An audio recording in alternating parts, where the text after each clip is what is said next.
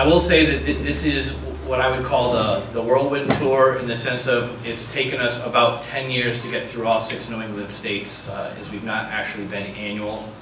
But we are now what we consider an annual conference. I think we've successfully established that. And we're very happy to be in New Hampshire. We're at a very beautiful facility who has graciously allowed us to swarm in on their campus today. So if Karen Cooper, the Executive Director of Development and Marketing for Rivier College, could come up. I'm very pleased to have this opportunity to welcome you to Rivier College today. The college was honored to be selected as the venue for today's conference, hosted by the International Association of Emergency Managers. Rivier is deeply committed to developing our own emergency management plans, which make our campus a safe place for our students, our faculty, our staff, and our visitors. And we're very pleased to be part of a community that values emergency preparedness and planning. We are privileged to welcome the Honorable Rudy Giuliani to Nashua and to our campus today. I wish that we could have filled this room with Rivier College students to have the opportunity to hear from such an extraordinary leader. On our nation's darkest day, his leadership gave us hope, and his courage became a symbol for our country. It is my privilege to be able to welcome America's mayor to our campus today, and we look forward to this opportunity to thank him for his tremendous service and for showing us what it means to be a leader. He made sure that the city knew, and we as a country knew, that things were going to be okay. So with that, it is my privilege to introduce Mayor Giuliani. Really enjoy these opportunities to talk to people that are involved, as you are, professionally in emergency management, because in the last 5, 6, maybe 10 years since September 11th, we've begun to realize how important what you do really is and how critical it is. Before that, there was really very little understanding of how important it was to have practiced and to have gone over all the different scenarios of the things that could happen to us. So I'd like to share with you my experiences about it, and maybe some advice from having dealt with this for a very, very long period of time. I always say that I was the first Republican elected in 25 years as mayor of New York City, and the first one to remain a Republican in 75 years. So I knew that to do our regular emergencies better and to plan for emergencies that we hadn't thought about, I needed to get above that. I needed to bring in some experts who would actually sit down and think about, before the emergency occurred, how are we going to respond to it? Are we ready for anthrax? And are we doing a good enough job when there's a multi-discipline occasion where we need to bring police, fire, EMS, the hospital system into dealing with it? Are we doing a good enough job? And I wanted somebody kind of sitting above all that to look at it and to tell me how can we improve it. And I established them. There was a lot of anger about it in the police department and fire department. They didn't want to have the mayor's office of emergency management, particularly the police department, because they were the 800-pound gorilla, really, because they were larger, they had more resources, and they had more political influence. But I established it anyway, and they started doing their work.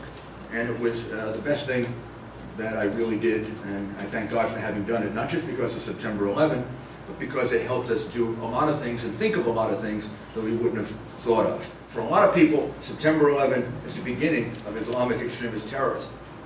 But for me, it goes back to the 60s and the 70s.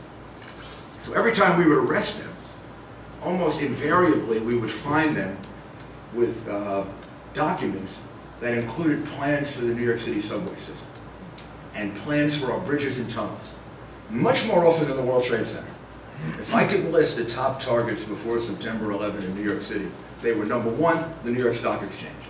That was probably the building, and most often when we would arrest Islamic extremist terrorists, we would find them in possession of documents for the New York Stock Exchange. And then next most often subways, and then next most often bridges and tunnels. So we were convinced that they were going to try to attack our subway system with sarin gas. So we started doing exercises about sarin. We figured out what's the right hazmat equipment for the police and fire to have. What are the right antidotes to have? Do we have enough of them? Do we have enough people on the medical side that can respond if our hospitals get overloaded? And the Office of Emergency Management would constantly make recommendations as to how to expand.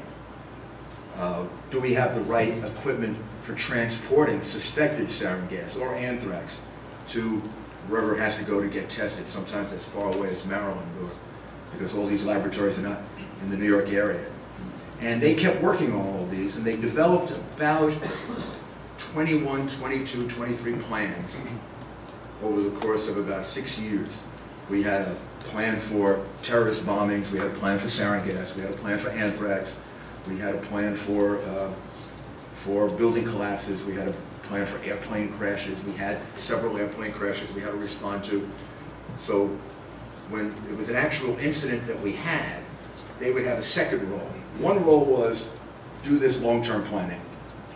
Sit down with the fire department, the police department, EMS, and everybody else. Figure out their role, let's write it out in advance, and then let's practice it. So everybody knows what to do when they're under pressure. That's probably the single biggest, most important thing that people have to understand about emergency management. I call it relentless preparation. You have to prepare. Anything you prepare for, you're going to do a lot better than something that comes as a surprise. The more you can respond to the worst things, the better you're going to respond to the things that actually happen. And this is the thing that I think a lot of people planning government expenditures don't calculate. They're sort of saying to themselves, we don't invest too much money in this because the chances of a terrorist attack are very small. But the chances of a fire are very big. And the chances of a shooting are very big. And the chances of a hurricane in some parts of the country, or a tornado in other parts of the country, or a flood in other are very, very big. If New Orleans had been well prepared for a terrorist attack, New Orleans would have been very well prepared for Katrina. When I first was told of the attack on September 11th, and he told me, police told him that a twin-engine plane had hit the North Tower. So I had no idea how bad it was. He had no idea how bad it was. We just knew it was a bad fire.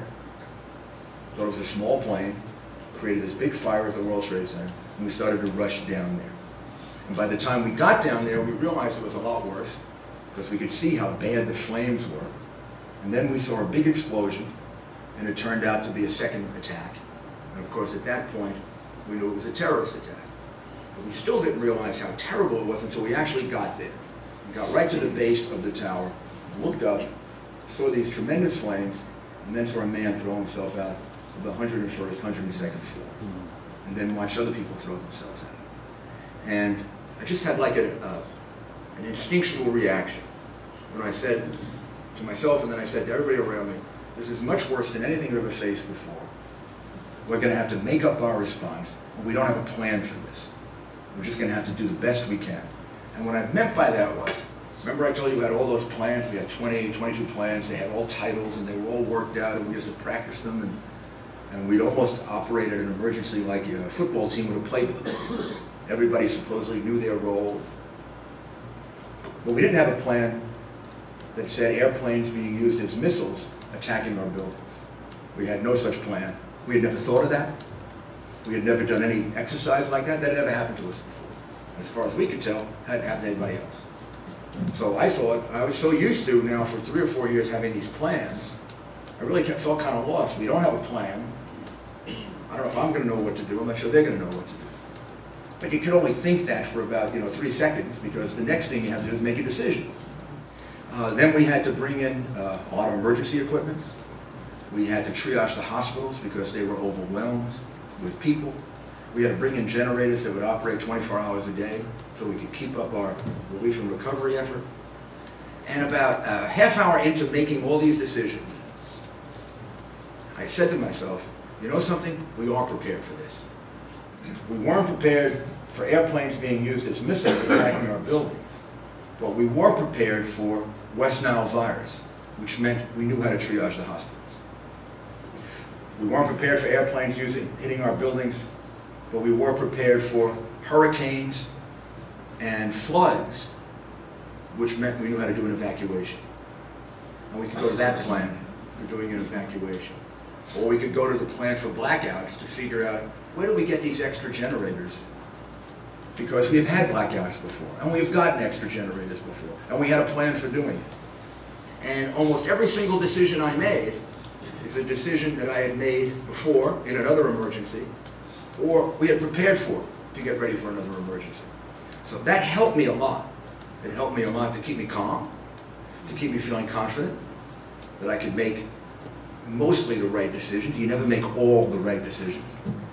And it kept me even calmer and more confident because I realized I was turning it over to people that could relate it to what they had done under pressure before, even maybe in a different way. I encourage you in what you're doing. Every single time you sit down together and try to figure out how can we improve our emergency response, you're helping the citizens of your state in ways that you can't even anticipate. Because every time you do that, some little improvement comes, and all of that's going to be needed. And not because I believe that all of America is going to be attacked by terrorists, far from it. There may not be another terrorist attack. If there are going to be terrorist attacks, they'll be minimal. Terrible in devastation, but minimal in number. 3, 4, 5, 6. But you've got to respond to everything else. And the more you can prepare for this, number one, the better we're going to be at everything else. And number two, the more resilient we're going to be. I believe we can defeat terrorists by stopping terrorist attacks and then being resilient if, God forbid, they happen, meaning not panicking. Because that's the thing they're looking for. They're looking for that second response. That's why they're doing terrorist attacks, because they think that we can panic, that we don't have any courage, that we can't organize, that we're not as strong as they are. And if we can be resilient, that will help us defeat them. So I really applaud you for what you're doing. And thank you very, very much. And if you have any questions, I'm happy to answer.